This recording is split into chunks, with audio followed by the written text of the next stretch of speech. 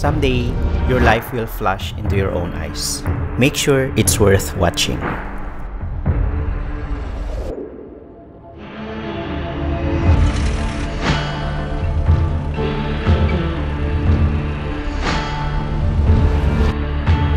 Ako si Van Cataw, isa akong igorot, laking probinsya sa Nueva Vizcaya. Mahiyain, mahina ang loob, kaya pakiramdam ko na pag-iiwanan ako sa buhay dahil takot akong sumubok sa ibang opportunities. As a young professional in my field as engineer, I've been aspiring to get my dreams faster dahil mataas ang pangarap ko at may timeline ako sa sarili ko. Akala ko, kapag may license na ako, madali na lang ang success. Yun pala, there's always a process you need to trust. I realized I need to step up and I was reminded, hindi pala ako coke para maging sakto lang. Hindi pala madali maging successful.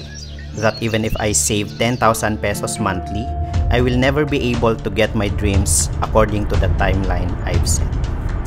Mabuti na lang, nagtry ako sa pagnenegosyo. Nakilala ko ang I Am Worldwide kung saan ang time at effort ay may siguradong resulta. Kaya ngayon nararanasan kong unti-unti mabago ang buhay ko. Travels, kondo, lupa at sasakyan. My experiences after college redefined my life. Nakita ko sa negosyo, it is faster and possible. Na di kailangang maghintay ng 30 to 50 years to get my dreams done. And I am grateful I took the risk. I am now enjoying the dreams.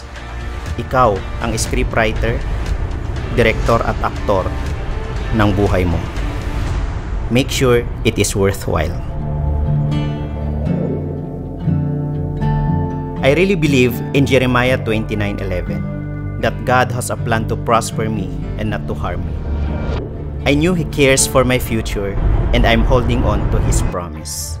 I am Van Leeuwenhoek Cataw, the Millionaire Maker, an agent of hope, and I am worldwide.